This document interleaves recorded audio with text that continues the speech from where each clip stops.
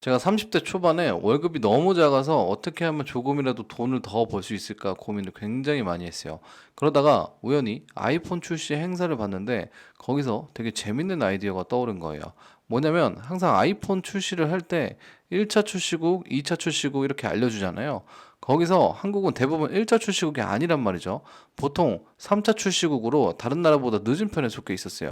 지금은 1차 출시국이지만요. 그래서 그거에 조금 불만이 있었어요. 근데 불만을 잘 생각해 보니까 이 시간차, 1차 출시국과 3차 출시국의 시간차로 인해서 발전된 문화나 발전된 기술들이 항상 해외에서 먼저 시작해서 시간차로 한국에 넘어오겠다라는 아이디어가 생각난 거예요. 예를 들어 릴스나 틱톡, 쇼츠 이런 새로운 방식도 항상 해외에서 먼저 시작하고 시간이 지나서 한국에 들어오잖아요. 마찬가지로 돈 버는 방법도 그렇지 않을까라는 생각이 들었던 거죠. 해외에서 대중적으로 돈 버는 방법들은 시간차로 한국에 들어올 거다. 그러니까 해외에서 어떤 식으로 사람들이 돈을 벌고 있는지 알면 좋겠다. 이렇게 생각한 거죠.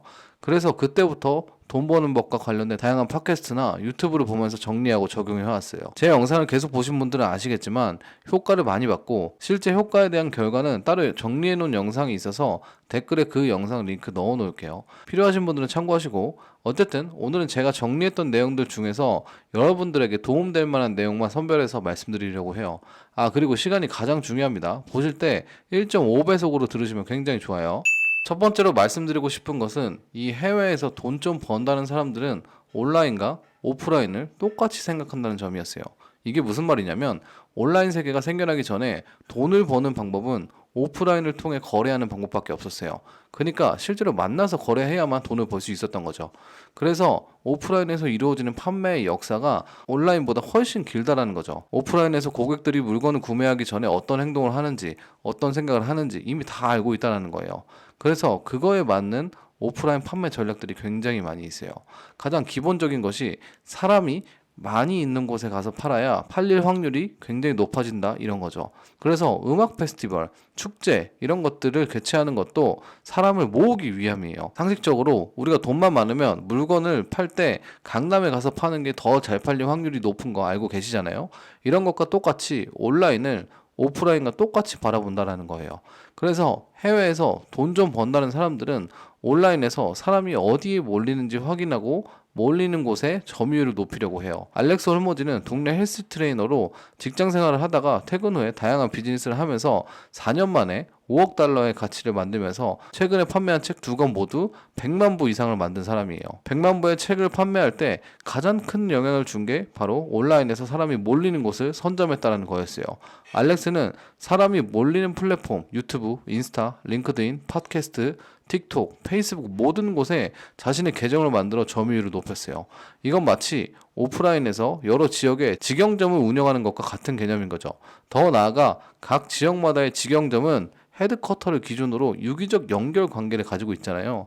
예를 들어 각 지역마다 소비 특성이나 소비층에 맞게 가게 인테리어도 바뀌고 운영 시간도 바뀌고 컨셉과 메뉴도 살짝 바뀌잖아요. 알렉스는 똑같이 각 플랫폼마다 자신이 올리는 콘텐츠의 특성을 그곳에 몰리는 사람들의 성향과 특성들에 맞춰서 만들었어요. 트위터, 지금은 X라고 불리는 플랫폼은 짧은 글 위주이고 인스타그램은 짧은 영상 위주이기 때문에 그에 맞게 콘텐츠를 가공하지만 유기적인 연결을 갖게 만들었어요. 예를 들어 X에서 짧은 글을 통해 콘텐츠 주제로서 반응을 보는 용도로 사용하고 그 짧은 글 중에서 반응이 좋은 글을 기반으로 인스타 릴스를 제작하는 방식이죠. 마찬가지로 알리 압달도 의사로 직장 생활을 하다가 퇴근 후 다양한 부업과 비즈니스를 하면서 1년에 16억을 벌고 있는 분인데 그도 동일하게 사람이 몰리는 온라인 플랫폼의 점유율을 높이려고 노력했다라는 거예요. 그의 매출 변화를 보면 2020년도에서 2021년도에 보시는 것처럼 급격한 상승을 만들어냈는데 그때 가장 큰 영향을 준 방식이 플랫폼 확장이었다는 거죠. 저 같은 경우도 이들에 비해 작은 계정이지만 인스타그램을 기준으로 틱톡, 스레드, 유튜브까지 계정을 확장하면서 잠재 고객의 도달률이 굉장히 높아진 것을 느낄 수 있었어요. 그리고 해외에서 돈을 쓸어 담고 있는 사람들의 공통점 두 번째는 바로 소프트웨어 판매라는 점이었어요. 처음부터 소프트웨어 판매로 가는 것이 아닌 최종 목적지를 소프트웨어 쪽으로 간다는 점이었어요. 하나부터 열까지 모든 사람이 최종 목적지는 소프트웨어였어요. 소프트웨어라고 해서 엄청 화려한 그런 게 아니라 생각보다 간단하지만 본질적인 문제를 해결해주는 그런 소프트웨어예요. 예를 들어서 아까 위에서 얘기했듯이 부자들은 오프라인과 온라인을 똑같이 바라본다고 했잖아요. 그래서 온라인에서도 나의 상품에 어떻게 들어왔는지 추적하려는 노력을 굉장히 많이 해요. 이 추적을 해줄 수 있는 소프트웨어들이 굉장히 많습니다. 나의 링크를 눌러서 들어올 때 어느 곳에서 들어왔는지 알려주는 소프트웨어예요. 굉장히 간단한 소프트웨어죠. 이런 기능들이 온라인에서 판매를 하는 사람들은 필요하기 때문에 매달 작은 비용 10,000원 정도를 내면서 이 기능들을 활용하는 거죠. 이런 것들을 만들려고 하더라고요. 근데 왜 최종 목적이 소프트웨어냐? 간단합니다. 반복적 수익을 발생할 수 있기 때문이에요. 내가 이번 달에 쿠팡에서 후드 티셔츠를 10,000장 팔았다고 해도 내년에도 10,000장 판다는 보장이 없어요. 미래 수익에 대해 예측할 수 없다면 신용을 만들어낼 수 없고, 신용이 부족하다면 레버리지를 통한 확장이 불가능하다는 뜻이에요. 그러니까 어떻게든 반복 수익을 만들려고 기를 쓰고 노력하는 거예요. 예를 들어 내가 쿠팡에서 판매하고 있다면 보통 도매국에서 제품을 찾아서 판매한단 말이죠. 그 제품을 찾을 때 각각 사람마다 조건이 다르겠지만 그 조건이 5가지가 있다고 하면 그 조건에 맞는 제품을 일일이 제가 하나하나 찾아봐야 된단 말이죠. 이럴 때 이러한 조건에 맞게 도매국에서 제품을 찾아줄 수 있는 기능을 넣은 소프트웨어를 만들어서 판매하게 되면 쿠팡에서 셀링하시는 분들이 편리하기 때문에 이 소프트웨어를 구매할 가능성이 굉장히 높겠죠. 오프라인으로 치면 가게에 포스기 있죠. 카드 단말기. 그거 달에 얼마씩 내고 쓰잖아요. 그거와 똑같은 개념인 거예요. 특히 지금 해외에서 유행하는 소프트웨어 구축 방식이 SaaS, SaaS라고 해서 SaaS 방식을 많이 쓰는데, 아주 간단히 얘기해서 이런 화면 보신 적 있으시죠? 인터넷을 활용해서 소프트웨어 기능을 제공하는 방식이에요.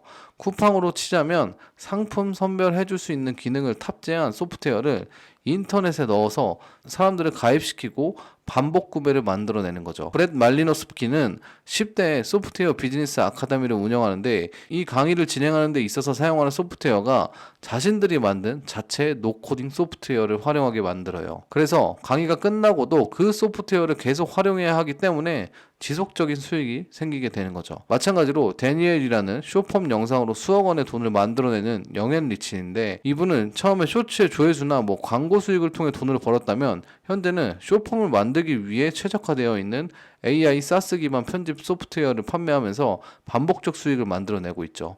한국에도 이런 과정을 밟고 계시는 분이 있죠. 주원규 채널을 운영하시는 전 심사임당님이죠. 이전에는 유튜브 강의를 판매하고 있지만 지금은 강의 플러스 뷰트랩이라는 소프트웨어도 같이 판매하고 있죠. 결국 끝은 소프트웨어로 간다라는 거예요. 마지막 공통점은 항상 무엇이든 판다라는 거였어요.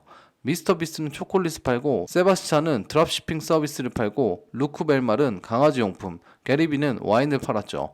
해외에서 돈 좀 번다는 사람들은 자신만의 팔 것을 모두 가지고 있었어요. 그리고 그들은 새로운 프로젝트를 진행할 때 가장 첫 번째로 하는 것이 판매할 것을 선정하는 거예요. 실제로 세바스찬 기오르기우는 60일 동안 온라인 비즈니스를 시작하는 과정을 유튜브에 공개했는데, 새로운 비즈니스 시작의 가장 첫 단계에서 했던 것이 무엇을 팔 것인지를 선정하는 거였어요. 재밌는 건 세바스찬이 팔 것을 선정할 때 우리가 생각하는 것처럼 어떤 특별한 아이디어를 가지고 팔 것을 선정하는 게 아니었어요.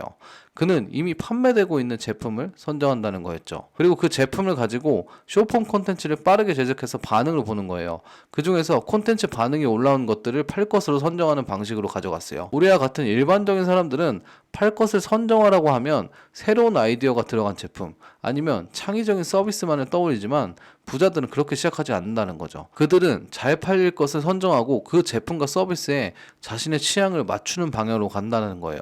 자신의 감정이 그 제품과 서비스에 개입하지 않는다는 거죠. 근데 우리는 그 정반대로 시작해요.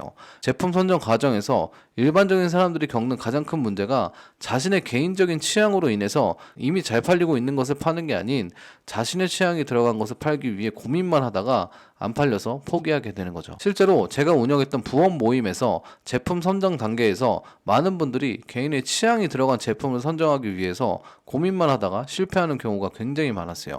잘 팔리는 것을 선정해도 자신이 마음에 들지 않아서 팔지 않는 거죠. 그리고 가장 큰 문제는 파는 것에 대한 불편함을 가지고 있다는 거예요. 워낙 한국의 문화가 파는 것처럼 보이면 사람들이 부정적 시선으로 바라보는 것이 있어서 그런지 많은 분들이 파는 것은 나쁜 것, 파는 것은 멋 없는 것, 파는 사람은 약간 밑에 있는 사람처럼 취급하는 분위기가 있어요. 그래서 그런지 특히나 대기업 다니는 직장인분들이 어떤 것을 판매하는 행위를 엄청 터부시 여겨요. 사는 사람이 멋있고 파는 사람은 가난한 사람처럼 말이죠. 그러다 보니 팔 것을 만드는 방법도 팔 것을 알리는 방법도 모르게 되는 거죠. 근데 실제로는 반대라는 거죠. 알리압달은 의사라는 직업을 가졌지만 거기서 끝나는 게 아니라 시간이 생길 때마다 자신이 의사를 되기 위해 했던 공부 방법을 온라인 강의로 팔았고 그로 인해 의사를 그만두고 지금은 비즈니스 구축을 위한 강의를 판매하고 있죠. 결국엔 소비자가 아니라 생산자가 돼야 된다는 거예요. 여기서 그냥 끝내면 안 되죠. 그럼 우린 뭘 하라는 거지를 해결해야겠죠. 최종 목적은 소프트웨어고 소프트웨어를 판매하기 위해서는 다양한 문제를 겪어야 해요. 그 문제들을 겪기 위해서는 또 무엇인가를 판매해야 합니다. 그러니까 무엇이든지 팔아보시는 거예요. 근데 판매할 때 사람들이 몰리는 플랫폼들을 활용해서 판매하는 거죠. 당근마켓이 될 수도 있고 인스타, 유튜브, 스레드 사람이 몰리는 플랫폼을 활용하는 거죠. 한 개가 팔리면 두 개, 두 개가 팔리면 10개를 팔고 싶어질 거예요. 그럼 다양한 문제를 겪을 것이고 그것을 해결하기 위해서는 내 노동력이 들어갈 거예요. 그 노동력을 대체할 소프트웨어를 만들어서 반복적 수익을 만든다. 이 방향으로 가면 굉장히 좋을 것 같습니다. 꿈은 크면 좋잖아요. 저도 현재 최종 목적 소프트웨어를 위해 달려가는 중이니 같이 달려가실 분들은 아래 기억 디귿 구독을 눌러주시면 감사하겠습니다. 오늘 영상 여기까지고 영상 봐주셔서 감사합니다. 좋은 하루 되세요.